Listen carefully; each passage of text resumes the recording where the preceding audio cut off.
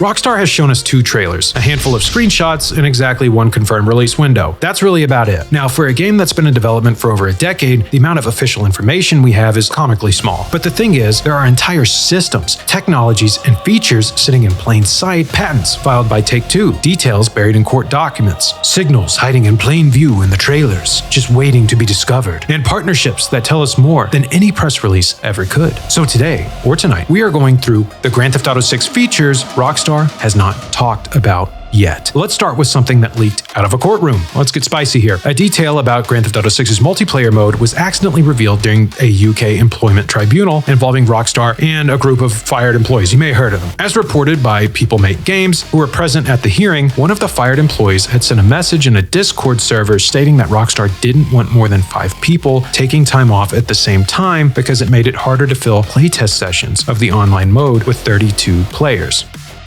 According to Kotaku, Rockstar's legal spokesperson was visibly uncomfortable reading the detail aloud in court because it was considered extremely confidential. Now, 32 players is technically the same as what Grand Theft Auto Online currently supports, but Kotaku also noted that it remains unknown whether other modes, like a possible free-roam mode, might support even more or fewer players. The point here is that Rockstar has said virtually nothing about Grand Theft Auto 6's multiplayer. Like, there's 0 official details, nothing. And yet, internally, they are actively playtesting it with full lobbies. So that tells you that it is much further along than what their silence may suggest. And speaking of the silence around multiplayer, there's another piece of the puzzle. According to IGN, Rockstar posted on social media that it's excited to support the NoPixel team as they create the future of GTA RP, Roleplay. NoPixel, for context, is the biggest roleplay server in Grand Theft Auto 5. The new version, NoPixel 5, is coming to the Rockstar Games launcher and other PC platforms. Rockstar did not say the future of Grand Theft Auto 5 Roleplay. They said the future of Grand Theft Auto Roleplay. Now, that's a deliberate choice of words right there from a company that measures every syllable it puts out publicly. And according to the same report, Rockstar had already acquired the team behind FiveM and RedM at CFX.re. T-Pain revealed after he started working on Grand Theft Auto 6 that Rockstar told him he could no longer participate in roleplay servers like NoPixel. So Rockstar has never officially confirmed roleplay features for Grand Theft Auto 6, but they are very clearly building the infrastructure for it. Now let's talk about my least favorite thing, patents. This is where things start to get a little bit more technical. But it matters because these are not rumors. These are actual legal filings made by Take-Two Interactive with specific engineering details. According to Lad Bible, an 88-page patent filed by Take-Two was approved. This new technology allows Rockstar's Rage engine to carry out animations for characters of all weights and builds, eliminating the need for actors who physically match every character's body type during motion capture. Previously, if Rockstar wanted like a large character to perform a specific motion, saying things make us laugh, make us cry, they needed to find, well, a large actor. This system removes that limitation entirely. And according to them, the practical implication is that Grand Theft Auto 6 could feature far more options for character customization and animations, since the system no longer requires a physical match between the motion capture performer and the in-game character. A character of any size or build can now perform any animation naturally, without Rockstar needing to record separate sessions for each body type. Rockstar has said nothing about this system in any press release or public statement. But that's not the only patent, and you know I talk about them a lot. Take-Two filed a separate patent titled System and Method for God, I hate this patent. System and method for virtual navigation in a gaming environment. So, GameSpot did a breakdown of this, so let's talk about that. According to GameSpot's breakdown of the filing, the system is designed to increase the situational awareness of NPC vehicles. The patent describes NPCs that define their own characteristics for traversing road nodes, including acceleration, braking distances, top speeds, and cornering speeds. This means NPC drivers could reroute around traffic jams. I've talked about this in pretty much every video. Oh man, I feel like I'd always come back to this specific example for this, but you know what? This might be your first Dandy Andy video, so let's revisit it. This means NPC drivers could reroute around traffic jams, avoid slick roads during rain, recognize car crashes as obstructions, and dynamically slow down on residential streets. Again, Rockstar has never publicly addressed this. There's another patent worth mentioning. Take-Two also filed a patent for a system and method for virtual character locomotion. This is another one I've talked about a lot. The technology uses a library of small building blocks for character movement that can be combined in various ways to create a wide range of animations. Instead of creating entirely new animations for every scenario, the system puts together movements naturally so that a character's locomotion can match the weather, their energy level, and their injuries. That means walking in the rain, moving while fatigued, or reacting to getting hurt should all look distinct and fluid rather than relying on a single canned animation. Rockstar has been filing these patents quietly for years. None of them have ever been acknowledged publicly, but they're out there if you want to go look for them on Google. Now, let's talk about something else, and this is something that's been staring us in the face in both trailers, the in-game social media system. So both trailers are saturated with imagery of people filming on their phones, posting content, and live streaming. There are TikTok-style vertical video clips embedded directly into the trailer sequences. The game trailers have shown what appears to be a fully functional in-game social media platform, but Rockstar has never explained what this system actually does. So is it just set dressing? Is it tied to gameplay? My money's on gameplay, but the trailers are clearly emphasizing it. But there has been no official word on whether your in-game actions generate social media posts, whether NPCs can film your crimes and make them go viral, or whether your reputation in Vice City is affected by your digital footprint. So the emphasis in both trailers is unmistakable, but the mechanics behind it remain a complete mystery.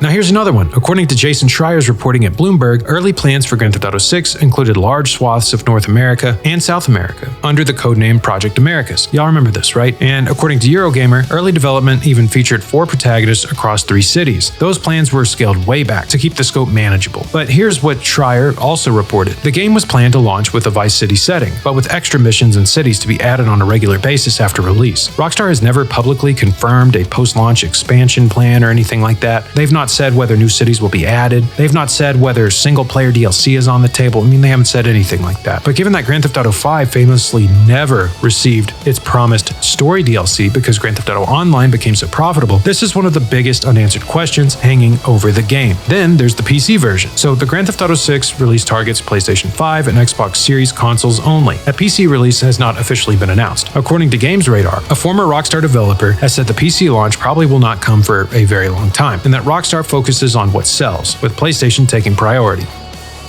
And you've heard me say before, it feels like they're building this whole game for the PlayStation. Well, they are. According to Jason Schreier, PlayStation is the main platform for the game, and Sony is planning its entire lineup around it. The PC community is one of the largest in gaming, and Rockstar has still not said a single word about when they can play this game. Now, what about that soundtrack and radio system? Well, they've also been tight-lipped around this. According to Grand Theft Auto Base's radio station stuff, only one radio station has been confirmed by name so far, and that's V-Rock, which was spotted on a t-shirt worn by Jason in official materials. And according to B-Bomb's Grand Theft Auto 6 soundtrack report, a handful of songs have been confirmed from the trailers, including tracks by like Tom Petty, the Pointer Sisters, Jay Ferguson, Wang Chung, but the full radio station lineup, the DJ hosts, the talk shows, the overall musical identity of the game, all of this is completely unknown. Music producer Jermaine Dupri claimed that Grand Theft Auto 6 will feature artist-specific radio stations, with Drake cited as an example, good God, please no, and that these stations would serve as platforms for new music uploads. That claim remains unconfirmed by Rockstar. If true, though, it would be a big departure from how Grand Theft Auto normally handles music, and pretty much every single entry before it. But Rockstar hasn't said anything. And finally, there is what might be the most important unspoken feature of them all, the wanted system. Although there's plenty to go off of, and you should check out my wanted system video because it goes into great detail about it based off the leaks. Anyways, according to Grand Theft Auto Base's confirmed features guide, the 6-star wanted level does return in Grand Theft Auto 6, and police AI will include delayed response times, options to surrender, and more realistic behavior during shootouts. The leaked development footage, which Rockstar confirmed was real in an official statement acknowledging the hack, showed on-screen indicators for things like no vehicle description and full vehicle descriptions. According to Lad Bible, reporting on details confirmed through Rockstar's legal disputes, the game will also include a witness system where bystanders can report crimes to police with details about your vehicle and appearance. And this system is very similar to what it was in Red Dead Redemption 2. But how this all actually connects, how the stars are going to actually escalate, all that kind of stuff, whether you can negotiate with police, tip them off, be like, hey man, cut me some slack, that kind of thing. Whether disguises or car changes actually do help you evade detection, none of that has been explained by Rockstar, of course. The wanted system is one of the defining mechanics of Grand Theft Auto, though, and Rockstar has not said a word about how it works in the new game. Hopefully we'll hear more soon. Or by the time this video comes out, hopefully trailer 3's come out or something.